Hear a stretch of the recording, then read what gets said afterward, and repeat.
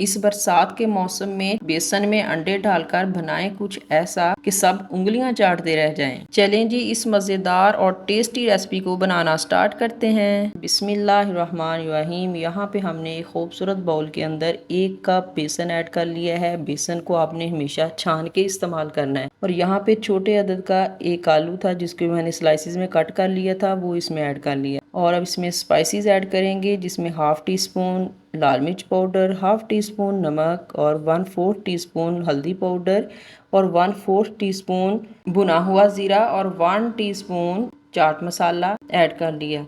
और इसके बाद इसमें थोड़ा थोड़ा सा पानी ऐड करके ना इसको अच्छी तरह से मिक्स कर लेंगे। ये मैं अभी आपको दिखा देती हूँ कि इसकी हमें किस तरह की कंसिस्टेंसी चाहिए। अच्छा, आलू की जगह पे आप चाहें तो यहाँ पे पालक भी ऐड कर सकते हैं या फिर आप प्याज भी ऐड कर सकते हैं। यानी कि जो चीज़ आपके पास अवेलेबल हो वो आप ऐड कर लीजिएगा। बस आप चेक कर लें कि इस तरह की इसकी कंसिस्टेंसी होनी चाहिए। बस इसको अब हम साइड पे कर देते हैं। अब यहाँ पे मैंने एक दूसरे बाउल के अंदर 2 अदद अंडे शामिल कर लिए हैं और इसमें मैं अब ऐड करूँगी 1 अदद दरमियाने साइज़ की प्याज थी जिसको मैंने बारीक बारीक चॉप कर लिया, वो इसमें ऐड कर देंगे। और 1 ही दरमियाने साइज़ का टमाटर था जिसके बीज वगैरह मैंने रिमूव कर दिए और इसकी कटिंग भी मैंने बारीक बारीक कर ली है। और 4 से 5 अदद सब्ज़ मिर्ची हैं, उसको भी ऐड कर लिया है।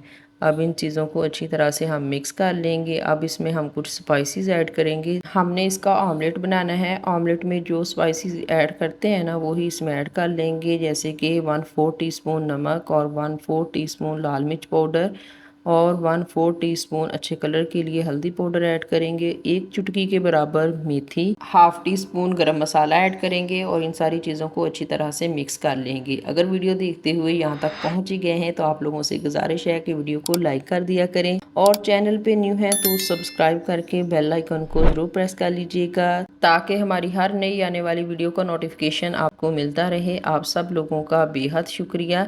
यहाँ पे एक पैन के अंदर मैंने ऑयल जो है वो गर्म होने के लिए छोड़ दिया था, तो मेरे पास ये बड़े साइज़ का पैन था तो मैंने एक ही बार जो है वो सारे का सारा इसमें ऐड कर लिया है। अगर आपके पास छोटा पैन हो तो आप इसको 2 मरतबा भी ऐड कर सकते हैं।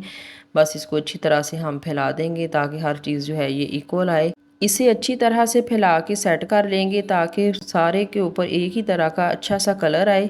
तकरीबन 2 मिनट लगेंगे और ये नीचे से माशाल्लाह से अच्छी तरह से कुक हो जाएगा। सबसे पहले हम इसकी साइडें हटा लेंगे। साइडें हटाने के बाद तो इसकी साइड चेंज करेंगे। अगर आपको स्पैचुला से साइड चेंज करना मुश्किल लगता है तो आप इसके ऊपर प्लेट रख के भी इसकी साइड जो है वो चेंज कर सकते हैं। इसी तरह से हम दूसरी साइड से भी अच्छी तरह से कुक कर लेंगे। माशाल्लाह से ये आप देख रहे हैं कितना प्यारा गोल्डन सा कलर आ चुका है। तकरीबन 2 मिनट लगेंगे और दूसरी साइड से भी अच्छी तरह से कुक हो जाएगा। जब दूसरी तरफ से भी अच्छी तरह से कुक हो जाए तो इसको हम काउंटर पे ले आते हैं।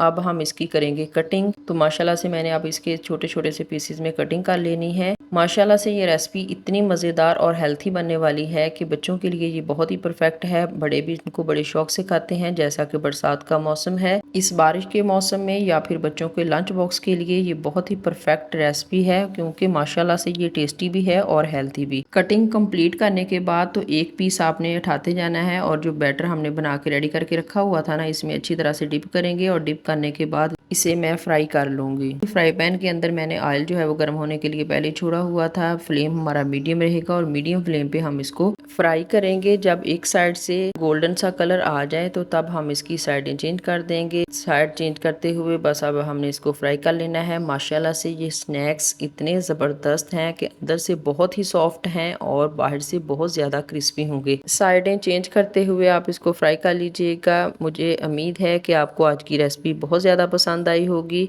कमेंट बॉक्स में अपनी कीमती राय का इजहार ज़रूर कीजिएगा कि कैसी लगी। जहाँ भी रहिए हैप्पी रहिए और हेल्दी रहिए। अपना और अपने फैमिली मेम्बर्स का ढेर सारा ख्याल रखिए। रेसिपी को बनाइए, खाइए और इंजॉय कीजिए और इंजॉय करवाइए। दुआओं में ज़रूर याद रखिए। मिलते हैं एक और नई मज़ेदार सी रेसिपी के साथ। तब तक दीजिए इजाज़त।